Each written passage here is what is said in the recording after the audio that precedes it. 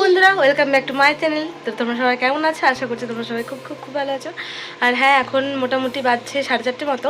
আমি রেডি হয়ে নিয়েছি। এখন যাব আমাদের পাড়াতে পুজো হচ্ছে, বাসন্তী পুজো। তো ওখানে সন্ধ্যা আরতির যে পুজোটা হবে ওখানে যাচ্ছি। তো চলো সবাইকে নিয়ে যাই, তোমাদের সবাইকে। যেহেতু এখন মানে মোটামুটি অনেকটা লেট হয়ে গেছে, 4:12 থেকে পুজো স্টার্ট হয়ে গেছে। তো তার জন্য কি হচ্ছে, একটু মানে তাড়াহুড়ো করেই বেরিয়ে যেতে হচ্ছে। তো চলো বেরিয়ে গিয়ে আমরা দেখা করছি। তো এই যে এখানে দেখতে পাচ্ছ, আমরা বাড়ি থেকে বেরিয়ে গেছি। এখন আমি, দিদি, মা, ছোটো মা, পাপান সোনা সবাই মিলে এখন আমরা মন্দিরে যাচ্ছি। যেহেতু বাইরে অনেকটা রোদ ছিল, যার জন্য কী হচ্ছিলো, ক্যামেরাতে ফোকাস আনতে অনেকটা দেরি হয়ে যাচ্ছিলো। তো আমরা সবাই মিলে আর কি মন্দিরের দিকে যাচ্ছিলাম। আর এই সন্ধ্যা পুজোটা দেখতে অনেক ভালো লাগে, কারণ 108টা প্রদীপ দিয়ে আরও অন্যান্য জিনিসপত্র দিয়ে পুজোটা করা হয়। তো মানে দুর্গা পুজো এটা হচ্ছে আসল দুর্গা পুজো। এটা হচ্ছে বসন্তকালীন দুর্গাপুজো, যার জন্য এটাকে বাসন্তী পুজো বলা হয়। হ্যাঁ, কিন্তু শরৎকালে যে দুর্গাপুজোটা করা হয় সেটাকে বলা হয় মা দুর্গার অকাল বোধন। কেন বলা হয় এবার তার কারণটা তোমাদেরকে একটু বলি। কারণ ওই টাইমে হচ্ছে দুর্গাপুজো করা হতো না, কিন্তু শ্রী রামচন্দ্র ওই সময়ে মা দুর্গার পুজো করেছিলেন, যার জন্য সেই সময়টাকে অকাল বোধন বলা হয় বা অসময়ে মা দুর্গার পুজো বলা হয়। এই বসন্তকালীন যে পুজোটা, এটাই ধরা হয় আসল দুর্গাপুজো। যতটা আমার জানা ছিল বা আমি যতটা আমার বাড়ির লোকের কাছ থেকে জানতে পেরেছি, ততটা তোমাদের জানানোর চেষ্টা করলাম। এবার এছাড়াও যদি কোনো মতামত তোমাদের জানা থাকে তাহলে সেটা আমাকে জানিও কমেন্টের মাধ্যমে। আচ্ছা, তো এই যে আমি, মা সবাই মিলে যাচ্ছে এখন। আর আস্তে আস্তে আমার একটা কাকার সাথে দেখা হয়ে গেল। তো ওই কাকাটা কী করছিল, ওই মন্দিরেই, মানে মন্দিরটা তো আমাদের পাড়ারই, আমাদের সকলেরই মন্দির। তো ওই মন্দিরে পুজোর যে ভোগ টোগগুলো ভাজা হচ্ছিলো, সে ভোগের ওখানে ওই কাকুটা ছিল। তো ওখান থেকে কিছু প্রসাদ বাড়িতে নিয়ে আসলো। আর এই যে আমরা যাচ্ছিলাম পাড়া দিয়ে, তখন দেখলাম কিছু ভাই, তারপরে বাচ্চা বাচ্চা ছেলে মেয়ে, ওরা সব এখানে খেলাধুলা করছিল। আমি খুব একটা ভালোভাবে কথা বা ভয়েস ওভার দিতে পারছি না, কারণ কিছুদিন আগেই আমি তোমাদেরকে বলেছি যে আমার টনসিলের সমস্যা হচ্ছিল। এবার ওই টনসিলের সমস্যা ছাড়াও আমার দাঁতেও কিছু সমস্যা হয়েছে, যার জন্য কথা বলতে প্রবলেম হয়ে যাচ্ছে। তো এই যে দেখো সামনে কি হচ্ছে, লাইটিং। আর পাপানকে তো এই লাইটিং দেখলে কোনো মতেই ঠেকানো যায় না, আটকানো যায় না কোনো মতেই। ও তো সেই লাইটিং দেখে পুরো চিৎকার করে বেড়াচ্ছে। হ্যাঁ, আর আমরা মন্দিরের কাছে প্রায় চলে এসেছি। আমাদের বাড়ি থেকে মন্দিরটা খুব একটা বেশি দূরে না, মোটামুটি 1 থেকে 1.5 মিনিট টাইম লাগে আসতে। আর এই যে এই সাইডে দেখতে পেলে যে দিদি ভিডিও শ্যুট করছে, তো দিদিও ব্লগ ভিডিও শ্যুট করছিল। আর এই যে আমরা মন্দিরের কাছাকাছি চলে এসেছি। এখানে আপাতত কোনো ধরনের কোনো মেলা টেলা সেরকম কিছুই নেই। হ্যাঁ, আস্তে আস্তে যত সন্ধ্যা লাগবে তত মেলা টেলাগুলো ভালোভাবে বসবে।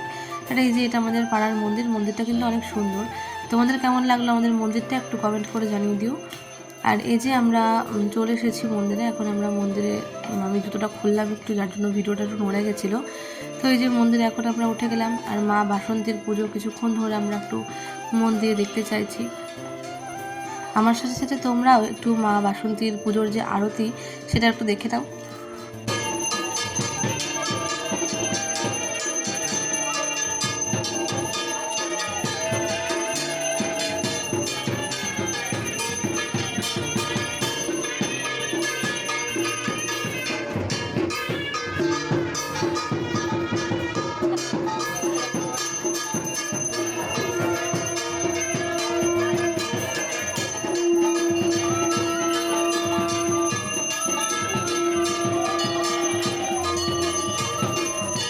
আর এই যে আরতি মোটামুটি কমপ্লিট। তো ওই যে আরতির যে শেডটা নিতে হয়, এটা আমার খুব ভালো লাগে। প্রতিটা পুজোতেই এটা আমার খুব ভালো লাগে, মানে আগুনের ছোঁয়া নেওয়া বা আরতির ছোঁয়া নেওয়া।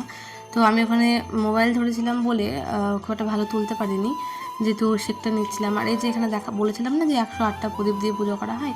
আর যেহেতু এই টাইমে প্রচণ্ড গরম থাকে, যার জন্য এই টাইমে তোমার মানে পদ্ম ফুল খুব একটা পাওয়া যায় না। তো যার জন্য কী হয়, এই সময়ের মা দুর্গাকে, অর্থাৎ মা বাসন্তীকে পদ্ম ফুলের মালা দেওয়া হয় না। তার কারণ হচ্ছে এই সময়ে ফুল খুব একটা পাওয়া যায় না। এবার যদি পাওয়া যেত সেক্ষেত্রে আমাদের মন্দিরে দেওয়া যেত, কিন্তু যেহেতু পাওয়া যায় না তাই দেওয়া যায়নি। আর এছাড়াও এই বছরের মন্দিরে দেখলাম নতুন একটা জিনিস হয়েছে, মা বাসন্তীর মানে চাঁদির যে মানটিকলি হয়, সেই মানটিকলি দেওয়া হয়েছে। মা বাসন্তী সহ লক্ষ্মী এবং সরস্বতীকেও দেওয়া হয়েছে মন্দিরের তরফ থেকে। এই মন্দিরটা আমাদের পাড়ার সকলেরই মন্দির।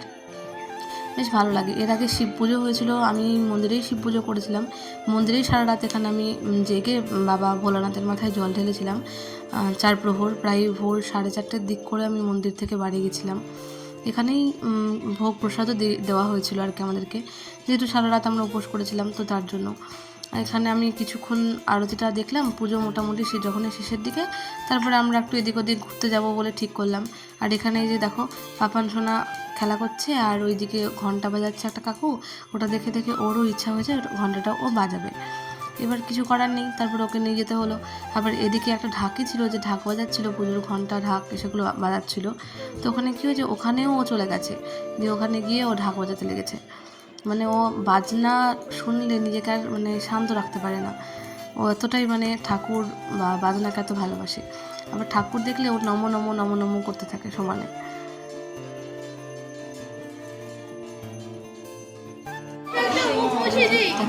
সবাই অঞ্জলি দিতে উঠে পড়েছে, আর এখানে একটা বাচ্চা মেয়ে এসেছে ওর মায়ের কাছে, আর আমাদের বাবা হচ্ছে ওকে জামাখানে টানছে, ঝুড়ি ধরতে যাচ্ছে। এখানে আমার একটা পিসি, তারপরে মা, একটা বোন সবাই বসে আছে, ওদের কাছে গিয়ে ও তখন মানে করছে, বায়না করছে এখানে যাব ওখানে যাব করে। হ্যাঁ, এই যে এত পরিমাণে গরম লাগছিল, তখন মোটামুটি প্রায় 5:30 বাজছিল, তবুও গরম কিন্তু কমার নাম নেই। আর এদিকে দেখো মোটামুটি মেলা চলে এসেছে, মেলা বলতে সেরকম খুব একটা মেলা বসে না আমাদের গ্রামে, এই মোটামুটি খাবার দোকানগুলো বা একটা খেলনা জিনিস। আর এই যে বেলুনটা দেখছো, পাপানকে আমি কিনে দিলাম বেলুনটা, ও বেম্বে বেম্বে করে চিৎকার করছে, ও বেলুনকে বেম্বে বলে ডাকে, তো বেম্বে বেম্বে বলে চিৎকার করছিল। আর ওকে ওই সফট টয়েস কিনে দেবো, কি ওর বাড়িতে এর আগে আমি অনেক কিনে দিয়েছি, তো ওগুলো অনেক আছে ওর বাড়িতে, ওগুলো দিদি বার করতে দেয় না, নোংরা করে ফেলে, ছিঁড়ে ফেলে। আর কিম আছে, কিম ওগুলো নিয়ে খেলা করতে লাগে, তো যার জন্য কী হয়, যার জন্য ওগুলো দিদি ওকে বার করে দেয় না, কিনতেও দেয় না আমাকে। আর এই যে চারদিকে ফুচকা টুচকা সব কিছুই আছে। আর যেহেতু সেদিন অষ্টমী ছিল, তো অষ্টমীর দিন সবাই উপোস করেছিল বাড়িতে মোটামুটি, আবার আমাদের সবার নিরামিষ খাওয়া, তো যার জন্য আমরা এখান থেকে কিছুই কেউ খাইনি। আর সন্ধ্যা লেগে যাচ্ছিলো, আমার সন্ধ্যায় টিউশন পড়ানো ছিল, তো কী করলাম, সবাই মিলে আস্তে আস্তে বাড়ির দিকে রওনা দিলাম। এই যে আমাকে দেখতে পাচ্ছ, আমার না শরীরটা খুব একটা ভালো যাচ্ছে না, যার জন্য গালগুলো অনেক বেশি ফুলে গেছে, মুখের দাঁতে ব্যথা হয়েছে বা টনসিল হয়েছে, তার জন্য কী হচ্ছে, যার জন্য দুদিকের গালে অনেকটা বেশি ফোলা ফোলা হয়ে আছে দাঁতের সমস্যার জন্য, ভালো করে কথা পর্যন্ত বলতে পারছি না। এই যে ছোটো মা আমরা সবাই মিলে এখন বাড়ির দিকে রওনা দিচ্ছি। তো আমার ব্লগটা কেমন লাগলো একটু কমেন্টে জানিয়ে দিও, ভালো লাগলে আমার চ্যানেলটিকে সাবস্ক্রাইব করো, লাইক করো, আমার চ্যানেলের পাশে থেকো। আর তোমরা সাপোর্ট না করলে আমি কখনোই পারবো না এগিয়ে যেতে। আর দয়া করে মানে সবাই আমাকে অনেক অনেক বেশি ভালোবাসা দিও, আমার পাশে থেকো। Thank you, tata.